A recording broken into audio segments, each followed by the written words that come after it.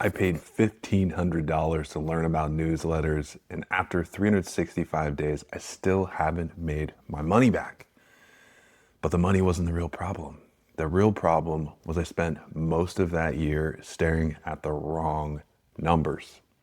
So here are 3 signals that lied to me and 3 that actually helped. So you can stop guessing, start building something that actually tells you the truth. So in the last year, I built my newsletter to almost 200 subscribers. I use LinkedIn as my main discovery platform, and that's how the system works. That might not sound that impressive.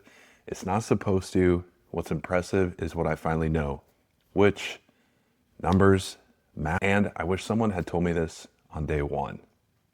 I'm your bald monotone sensei, Dana. Let's get into it.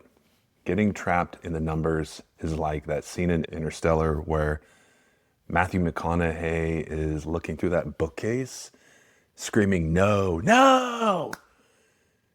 And watching that his own memory play out in front of them. I cried a lot during that movie. But here are the signals that lied, so you don't end up crying about yours. And the first one, subscriber count. It sounds obvious. Well, it's not. When you're starting out, this is like all you can focus on, and every morning you're checking that number like it's a stock ticker. And every time it barely moves, you feel like you're failing. So just turn that shit off right now. Do not compare your growth to others. Thinking that's just going to push you towards quitting earlier. The newsletter with 50 engaged readers who reply to you is more powerful than 500 ghosts who opened once and disappeared. So focus on replies, real comments, actual buying behavior instead.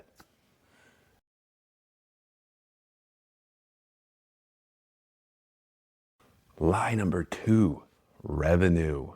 If you are using Beehive like me, it's easy to pick up newsletter advertisers through their platform, and you should take their money. Money is money, right? But don't use that as a measure of success early on. That's like judging how fit you are by the shoes you're wearing. It looks nice, but it doesn't mean anything yet. So focus on real buying behavior instead. Again, I say that. Lead magnet downloads, offers purchased, services booked. Those are the things you should really be looking for. That's the signal that tells you people actually want what you're building and not what Beehive's ad network is serving. Number 3, direction clarity. This one stings the most. I kept waiting for this moment where I'd wake up and just know, like, this is the newsletter, this is the audience, this is the offer. Let's go, dude. That's not what happened.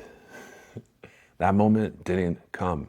And I wasted weeks stalling because I thought I needed clarity before I could ship. Clarity doesn't show up at the beginning, and sometimes it only comes from writing and shipping. Give yourself that grace and don't expect instant answers.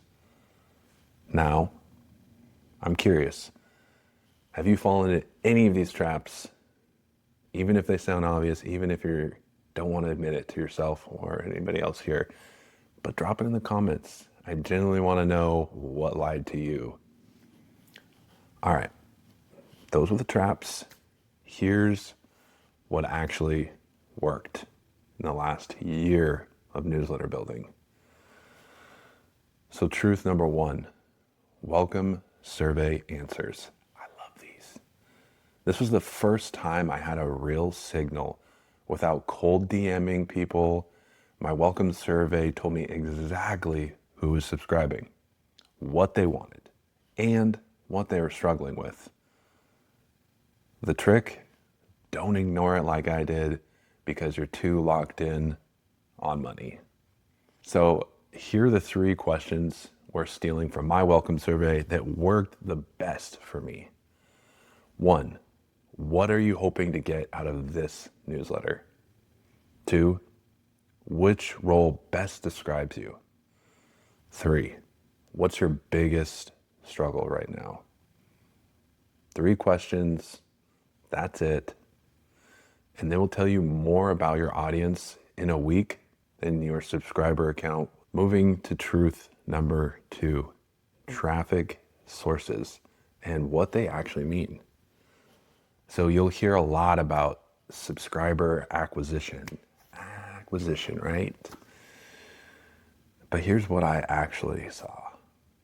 Beehive boosts were the highest source of subscribers, but that's renting attention technically. Those people showed up because an algorithm told them to, and maybe whatever small amount of text in there that I recommended, and maybe that sold them. I don't know.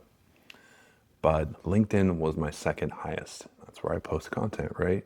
Noticeably, those people are more loyal. Those people showed up because I told them to or asked them to. They already knew my silly little voice. Rented attention fills the number, earned attention fills the room. Then the welcome survey converts that attention into direction. And see how these compound now? I hope it's clicking. So truth number 3, single call to actions, single CTAs if you didn't know. This one is embarrassingly simple, always one main call to action with a big damn button. I want a girthy button in there, not just a hyperlink. Early on, I had too many things I wanted people to click. Read this, download that, check this out, follow me here. It was like handing someone a menu with 47 items and wondering why they can't pick. Gordon Ramsay would be ashamed. When I cut back to 1, the next step became crystal clear for that reader. And it became a lot easier for me to know what to test versus guessing which of the 10 wasn't working. One button, one action, that is your feedback loop. Here's the one rule I want you to leave this video with. The anti-pivot rule. I've said this a million times, but it's something I got to remind myself of, and I'm just going to keep sharing. Do not change direction. Only change one variable for 30 days.